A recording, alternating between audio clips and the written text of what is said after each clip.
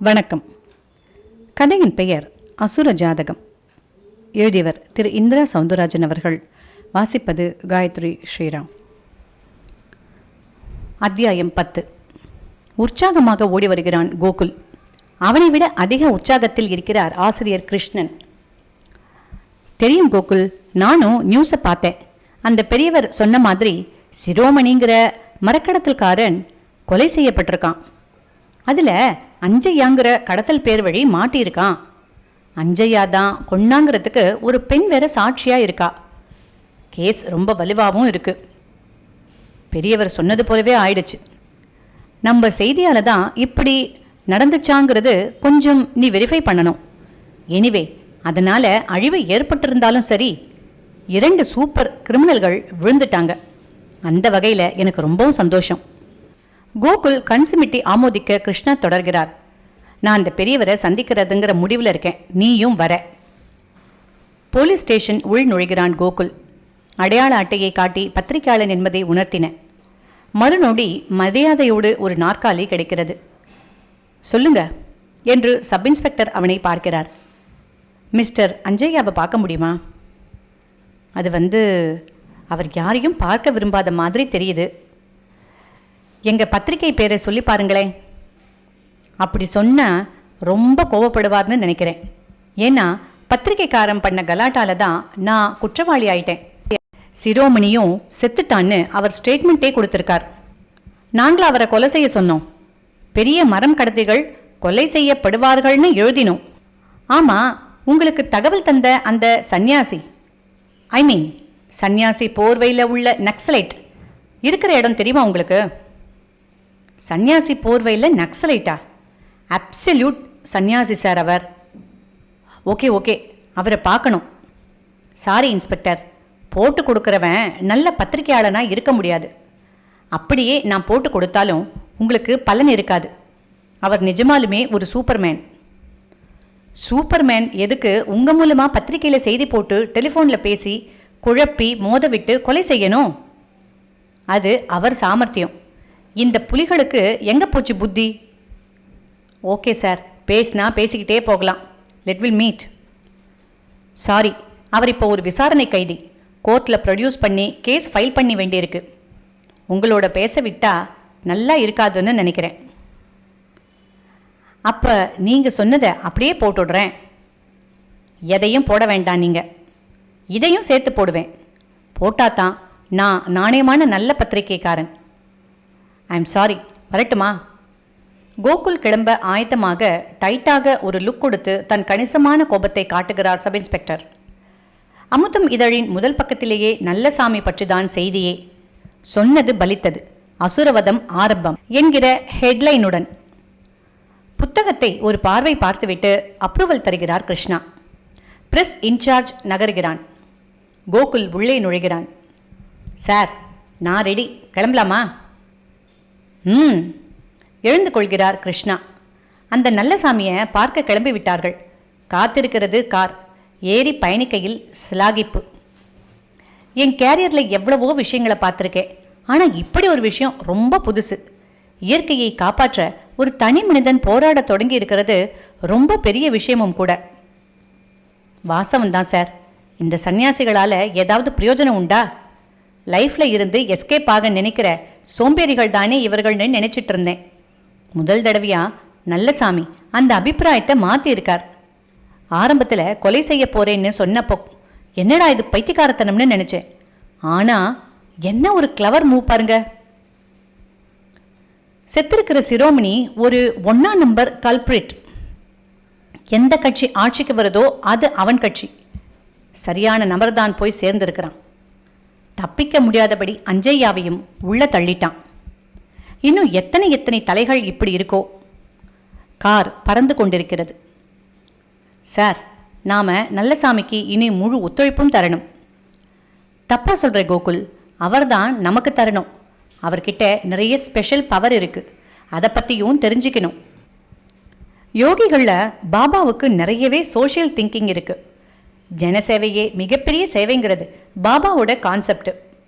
அடுத்து தனி மனித ஒழுக்கம். மற்ற சில யோகிகள் சும்மா சித்து வேலை காமிச்சு பக்தியை மட்டும் பரப்புறாங்க. சிலர் ஆன்மீகத்துக்கே அல்வா கொடுத்துட்டு காம பிசாசாவும் இருக்காங்க. இந்த நல்லசாமி உண்மையிலே ஒரு ரைட் ஹியூமன் தான். சிலாகிப்புகளும் கருத்துமாய் பயணம் தொடரும் அதே சமயம், சாமி முதல் அம்பு நல்லாவே பாஞ்சிடுச்சு, அடுத்து மலைப்பாறையில் ஒன்றில் சஞ்சீவி இலை தேடும் நல்லசாமியிடம் கேட்டுக்கொண்டிருக்கிறார் சுப்பு என்கிற அந்த பிராமணர்.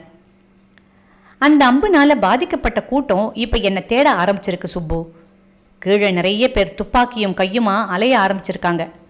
நீ கவலைப்படாத, அவங்கள நான் பார்த்துக்கிறேன். சுப்பு லேசாக மிரளுகிறார். சாமி, அவங்க உங்களை கண்டுபிடிச்சிட்டா? முதல்ல கண்டுபிடிக்கட்டும், பிறகு பார்த்துக்கலாம். ஒரு முக்கிய விஷயம், அந்த பத்திரிகை ஆசிரியர் என்னை பார்க்க வந்துக்கிட்டு இருக்கார். நேர இங்கே தான் வருவார். அவங்க இப்போ இங்கே வர வேண்டாம். அவங்கள கீழே ஹோட்டலில் தங்கவை. அவங்கள எங்கே போய் எப்படி சந்திக்கிறதுன்னு? நல்லசாமி சிரிக்கிறது. சரியா 1 மணிக்கு காரை விட்டு இறங்கி குற்றாலநாதர் கோவிலுக்குள்ள நுழைய முயற்சி செய்வாங்க. அந்த பையனைத்தான் உனக்கு தெரியுமே, பார்த்து ஹோட்டலுக்கு கூட்டிக்கிட்டு போ. எந்த ஹோட்டல்னும் சொல்லிட்டா நல்லது. கணேசனோட ஹோட்டலுக்கே கூட்டிக்கிட்டு போ. அவங்கள எந்த காரணத்தை கொண்டும் இன்னைக்கு மட்டும் வெளியே வர வேண்டாம்னு சொல்லு. சரி சாமி. மறுபேச்சு பேசாமல் அதுவரை இடுப்பில் கட்டியிருந்த துண்டை எடுத்து தோளில் விரித்து போட்டுக்கொண்டு நடக்கிறார் அந்த பிராமணர். நல்லசாமி சிரித்துக்கொண்டே அந்த வனத்தின் அடர்த்தியான புதர் ஒன்றுக்குள் புகுந்து மறைந்தும் போகிறது. அத்தியாயம் 11. 1 மணி. சொல்லி வைத்த மாதிரி நீவிக்கொண்டு நிற்கிறது கார். வெம்மை சடுகுடு விளையாடி கொண்டிருக்கிறது. பெருமூச்சோடு கீழே இறங்கும் கிருஷ்ணா கோகுல் எதிரில் பணிவாக போய் நிற்கிறார் சுப்பு. ஐயா, நீங்களா? உங்களையும் பார்க்கணும்னு நினைச்சேன். கோகுல் ஆச்சரியப்படுகிறான். அதான் பார்த்துட்டீங்களே, வாங்க, நீங்க வருவீங்கன்னு உங்களை ஹோட்டல்ல தங்க வைங்கன்னு சாமி தான் அனுப்பினாரு. சுப்பு சொல்வது கிருஷ்ணாவை புரட்டுகிறது. நாங்க வரப்போறது எப்படி அவருக்கு தெரியும்? கேட்க நினைத்து அவர் வரையில் இது அபத்தமான கேள்வி என்று முடிவிற்கும் வந்த அந்த க்ஷணம் கண்களை மூடி பரவசம் கொள்கிறார் கிருஷ்ணா. வாங்க. சுப்பு முன் நடக்க சூட்கேஸ் சகிதம் பின் நடக்கின்றனர் இருவரும். அழுக்கு லுங்கியும் துண்டு பீடியுமாய் நிற்கும் ஒருவன் கச்சிதமாக இதை பார்த்துவிட்டு அங்கிருந்து நகர ஆரம்பிக்கிறான். பெரிய அந்த மாமரத்தடியில் விதவிதமான நாற்காலிகள், அதில் எல்லாம் சிவந்த கண்ணும் சிகரெட் கையுமாக தேகங்கள். பத்திரிகைக்காரனுக்கும் அந்த சாமியார் பையனுக்கும் நிச்சயமாக கனெக்ஷன் இருக்கு. அதான் அப்படி ஒரு விஷயத்தை போட்டு நம்மளையெல்லாம் காபராப்படுத்தி நினைச்ச மாதிரியே அப்பாவை சாக வச்சு அஞ்சையாவையும் உள்ள தள்ளி இருக்காங்க. விட்டா அடுத்தடுத்து நாமளும் மாட்டிக்குவோம். இதை இப்படியே விடக்கூடாது. கருவிக்கொண்டே சிகரெட் தலையின் சாம்பலை தட்டி விடுகிறான் சிரோமணி மகன் ஞானமணி. எல நிறுத்துடா, பத்திரிகைக்காரன் சாமியார்னு உளறிக்கிட்டு எவனோ ஒருத்தன் ஃபோன் பண்ணி சொன்னான்னா எங்கே போச்சு இந்த அஞ்சையாவுக்கு புத்தி? பதிலுக்கு ஃபோன் பண்ணி தான் கேள்விப்பட்டது உண்மையா பொய்யான்னு தெரிஞ்சுக்காம இந்த பையன் எதுக்கு அவசரப்பட்டு சுட்டான்? மலையில் சாராயம் காய்ச்சும் இருளப்பன் உரிமை மிகுதியோடு பதில் கேள்வி கேட்கிறான். அது ஏதோ போதையில் நடந்துடுச்சு. இப்பாதான் பேச்சு. நாம இனி என்ன செய்யறதுன்னு பேசுவோம். அந்த சாமியார் பையன் யாருன்னு பார்க்க சொல்லி அனுப்பியிருக்கேன்.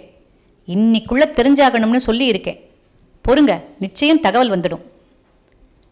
தெரிஞ்சு என்ன பண்ணுவ? அவன் பொல்லாத சாமியாரா இருந்தா என்ன பண்றதா? வழி இருக்குடா, நான் சொல்றத நீ நல்லா கேளு. இதையெல்லாம் சாமியாருங்க செய்ய மாட்டானுங்க. சாமியாருங்களை கைக்குள்ள போட்டுக்கிட்டு வேற யாராவது தான் செய்யணும். யாராவதுனா அந்த பத்திரிகைக்காரனா? அவனாவும் இருக்கலாம். ஆனால் ஏன் வரையில நான் என்ன நினைக்கிறேன்னா, பத்திரிகைக்காரர் கூட இருக்க முடியாது. நம்ம தொழில்முறை எதிரிங்க தான் யாராவது தனிக்காட்டு ராஜாவா தான் மட்டுமே இருக்கணும்னு திட்டம் போட்டு இப்படி சாமியார அப்படி இப்படின்னு ஏதாச்சும் பண்ணிக்கிட்டு இருக்கணும். எப்படி இப்படி தீர்க்கமாக சொல்கிற? சாமியார்னா மாயமந்திரம் பண்ணில கொண்டு இருப்பான். இப்படியா ஃபோன் பண்ணி பேசி ஒருத்தன் மேலே ஒருத்தனுக்கு சந்தேகம் வந்து மோதிக்கும்படி பண்ணியிருப்பான்? சாமியாராம் சாமியார். எல்லாம் டாவு. யாரோ தொழில்முறை எதிரி தான் செஞ்சுருக்கான். அதுக்கு பத்திரிகைக்காரன் உடந்த. கூட்டம் ஆமோதிப்பாய் தலையசைக்கிறது. குறிப்பாக ஞானம் என்னும் பெரிய தலை அதிகப்படியாக ஆமோதிக்கிறது. கரெக்டாக சொன்ன இருளப்பா, இது அந்த அப்துல் வேலையாத்தான் இருக்கணும். அவன் மருமகன் எம்பியாக இருக்காங்கிற மப்பில் இப்படி கூத்தடிக்கிறான் அவன். இல்லாட்டி நமக்கு முந்தி இங்கே அவன் வந்திருக்கணும்ல. நீ சொல்கிறது தான் சரி ஞானம். அந்த அப்துல் தான் பத்திரிகைக்காரனை பிடிச்சிக்கிட்டு ஏதோ லொள்ளு பண்ணியிருக்கிறான். நாமெல்லாம் இனி சுத்தாரிப்பா இல்லாட்டி கிழிஞ்சிடும் கிருஷ்ணகிரி. சொல்ல வாய் மூடிய வேளையில் கோவில் வாசலில் கிளம்பிய அழுக்கு லுங்கி கச்சிதமாக அங்கு பிரவேசிக்கிறான். என்னடா? யாரோ 2 பேர் காரில் வந்து இறங்கினாங்க. அவங்கள ஒரு ஐயரு கணேசன் ஹோட்டலுக்கு கூட்டிக்கின்னு போனான். பார்க்க பத்திரிகை ஆசிரியர் கிருஷ்ணா மாதிரி தான் எனக்கு தெரியுது. சரி நீ போ, மிச்சத்தை நான் பார்த்துக்கிறேன். ஆமாம், அந்த நல்லசாமி பற்றி ஏதாவது தெரியுமா? மலை பூரா ராவிட்டோம், கண்ணுலேயே படல. அப்படி ஒரு ஆள் இருக்கிற மாதிரியே தெரிலங்கிறாங்க. சிலர் இருந்தார், இப்போ இல்லை, இமயமலை பக்கம் போயிடுச்சுங்கிறாங்க. சரி நீ போ, நான் சொல்லலை ஞானம். சாமியார் அது இதுங்கிறதெல்லாம் பொய். இது அந்த அப்துல் வேலையாக தான் இருக்கும். நீ வேணா பாரு, அவன் நிச்சயம் அந்த ஹோட்டலில் அவங்கள சந்திக்க போகிறான். அப்போ தெரிஞ்சிடும் என் கணிப்பு சரியாக தப்பான்னு. பார்ப்போமே, அப்படி மட்டும் நடக்கட்டும். அந்த அப்துல் ஹோட்டலை விட்டு வெளியே வந்து மறுநொடி பீஸாவான் பாரு. கருவுகிறான் ஞானம். ஏய், நீ பாட்டும் எக்கு தப்பா எதையாவது பண்ணி வைக்காத, அப்புறம் விஷயம் ரொம்ப சிக்கலாயிடும். அவன்னு தெரியட்டும், பிறகு பேசிக்குவோம். ஒருவருக்கொருவர் சமாதானங்களையும் கூறிக்கொள்கின்றனர். அப்படியே கிளம்பி ஆளுக்கு ஒரு காரில் ஏறி அந்த லாட்ஜுக்கு பக்கத்தில் போய் பதுங்கி கவனிக்கவும் ஆரம்பிக்கின்றனர். அத்தியாயம் 12. லாட்ஜில் இருந்து கொண்டு ஜன்னல் வழியே வெளியே பார்த்தபோது அனல் பறந்து கொண்டிருந்தது. சாரல் கொஞ்ச வேண்டிய வேளை பசுமை புத்துணர்ச்சியோடு பொசிந்து ஒரு வகை மூலிகை வாசத்தை இழையவிடும் பொழுதும் கூட. கிருஷ்ணா ஒரு சிகரெட்டுடன் குற்றாலம் இப்படி வட்டலாகி காய்ந்து கருகி கிடப்பதை பார்த்து பெருமூச்சு விடுகிறார். ஊர் ரொம்ப மாறிப்போச்சு கோகுல். முன்னெல்லாம் எப்படி இருக்கும்? நீ குறவஞ்சி படிச்சிருக்கியா? அருணாச்சல கவிராயர் என்னமா வர்ணிச்சிருப்பார் தெரியுமா? நல்ல வேளை இப்போ அவர் உயிரோடு இல்லை. அதிகப்படியாயிட்ட வாகனங்கள், அது விடுற புகை, கூடவே வீட்டுக்கு வீடு ஃப்ரிட்ஜு, ஏசிங்கிற சொகுசு வளர்ச்சி, அதில் இருந்து வெளியேறும் கேஸ் எல்லாமா சேர்ந்து வானத்தில் ஓசோன் படலத்தில் பெரிய ஓட்டை போட்டுடுச்சு. காற்றுலையும் ஈரப்பதமே இல்லாமல் போச்சு. தப்பிக்க ஒரே வழி மரங்களை வளர்க்குறதும் காப்பாற்றுறதும் தான். மரம் தானே சூட்டை தணிக்க போகிற ஒரே ஆயுதம். இது புரியாமல் வெட்டி சாய்க்கிறாங்களே. சேர்ந்து கொண்டு விளக்கமும் விஸ்தாரமுமாக சலித்து கொள்கிறான் கோகுல். கோகுல், பேசினது போதும். கேமராவை எடுத்துக்கோ, கிளம்புவோம். ஒரு ரவுண்டு வருவோம், ஒரு ஆர்டிக்கல் பண்ணுவோம். கமான். பைஜாமா ஜிப்பா கூட ஜோல்னா என்று உருமாறி வெளிக்கிளம்ப கதவை திறக்கவும் சுப்பு நிற்கவும் சரியாக இருந்தது. எங்கே கிளம்பிட்டீங்க? வெளியே ஒரு ரவுண்டு போயிட்டு வரலாம்னு. வேண்டாம், குறிப்பாக சாயங்காலம் நீங்கள் வெளியே போகக்கூடாதுன்னு சாமி சொல்லியிருக்கு. கிருஷ்ணா முகம் மாறுகிறது. எதிர்கேள்வி கேட்கவும் தோன்றவில்லை. நிச்சயம் ஏதாவது பொருள் இருக்கும் என்கிற நம்பிக்கையோடு அவர் அறைக்குள் திரும்ப சுப்புவும் திரும்பி லாட்ஜ் வாசலில் வந்து கச்சிதமாக நிற்கிறது அப்துலின் கார். குறுந்தாடி நீவியபடியே இறங்கும் அப்துல்லை லாட்ஜ் மேனேஜர் விழுந்தெடுத்து கொண்டு வரவேற்கிறான். வாங்க பாய், ஏது இவ்வளோ தூரம்? ஏ குல்லா, அப்புறம் ஆமாம், ஒரு பத்திரிகைக்காரன் வந்து தங்கியிருக்கானமே, நிஜமா? மேனேஜர் தடுமாறுகிறான். ஆமாம் பாய், அதுக்கு என்ன இப்போ? எந்த ரூமு அந்த ஆள்? 104 இருக்கிறாரு. ஏன் பாய், ஏதாவது சிக்கலா? என்ன நீ தெரியாத மாதிரி கேட்குற? எவனோ ஒரு சாமியார் சொன்னான்னு சொல்லி கண்டதை எழுதி சிரோமணி போயிட்டான். அஞ்சையாவும் உள்ளுக்குள்ள, மற்ற கூட்டாளிகளும் என்னை பார்க்க வராமல் என் மேலேயே சந்தேகப்படுறாங்க. அவனை உண்டு இல்லை பண்ணுறேன். பாய், எதுவாக இருந்தாலும் இங்கே வேண்டாம். சீசன் தொடங்குற நேரம். மசுரு சீசன் பேசினா தெரியும் சேதி. மேனேஜர் நடுங்கி சாக பாய் 104 நோக்கி பாய அப்துல் பாயின் அடாவடி அத்தனை பிரசித்தி. டொக் டொக். யாரு யாரு? கதவை திறக்கிறான் கோகுல். பாய், நீங்க? உன் யம. பாய் தள்ளி கொண்டு முன்வர பின்னால் ஜால்ரா படை.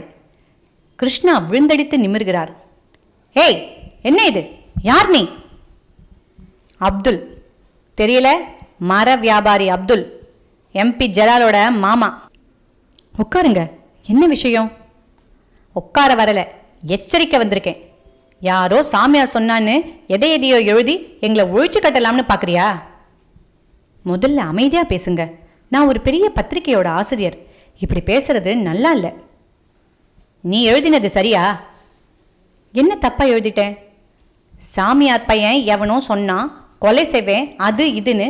அதை அப்படியே போடுற? யார் அந்த சாமியார்? அவன் சொன்னா அதை அப்படியே போடுவீங்களா? இப்போ நான் சொன்னால் போடுவியா? போடுறதுனால சமூகத்துக்கு நன்மை உண்டாகும்னா போடுவோம்.